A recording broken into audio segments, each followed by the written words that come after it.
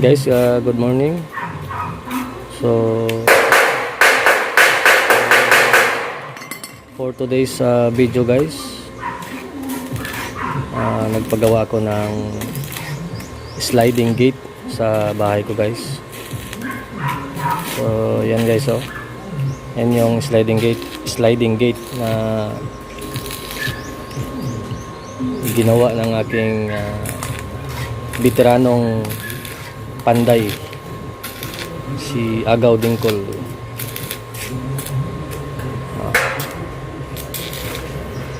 Na guys ang ako ang sliding gate. Kapit na ni mo man guys, kamay na lang gid ni siya.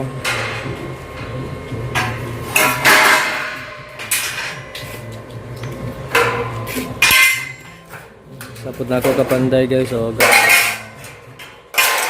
finishing siya sa poste para diha itaod ang sliding gate. Yan,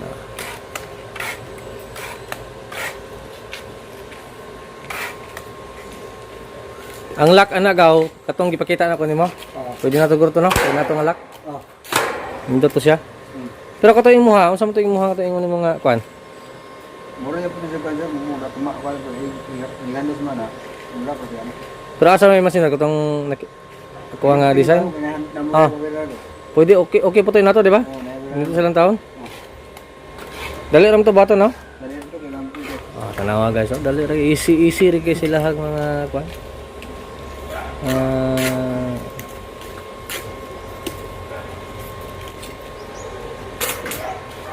Wala imposible ning ako mong panday, kaya kay nila.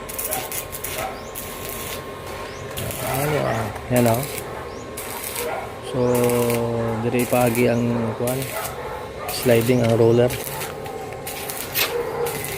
gate, and tama pa na siya og ankle bar. Kana siya ingon dito dia kanang may motor nga kaduhang poste dia ko to bang angle bar para sa sliding roller.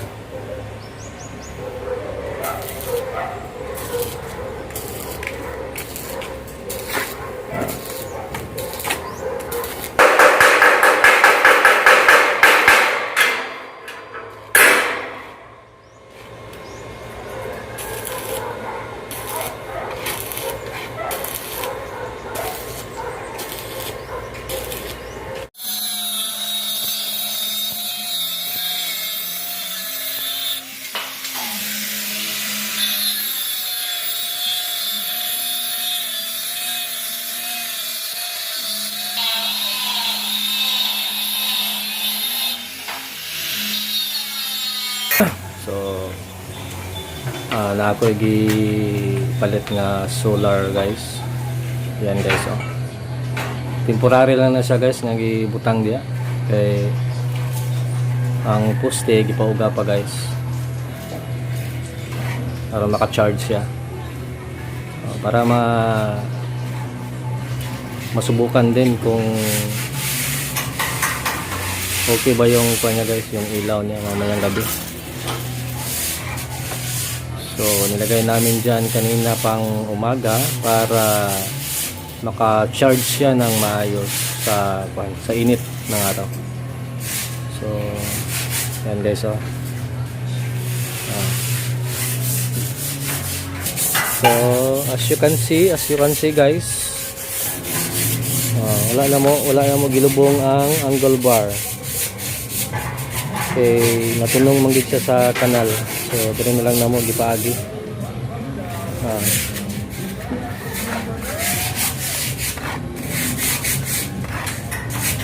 Yan. So mo ni ang poste guys.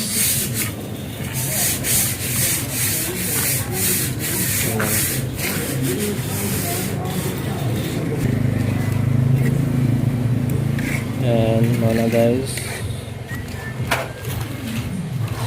So paingon na sa dito guys, oh, pinakadulo na sa ikaduha nga poste.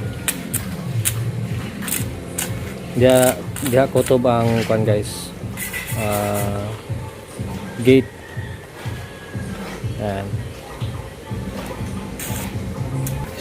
So, mo ni guys, maapil gini siya og kanang kwan guys, video guys. Mo ni manlitsonay sa kwan guys. Nabala na ang lawas oh, mag litson pod. Oily kay lawas ay. Ano siya mo ni mananap. Mananap. Nabala nga manlitsonay. So, balik ta sa kwan guys ha, sliding gate.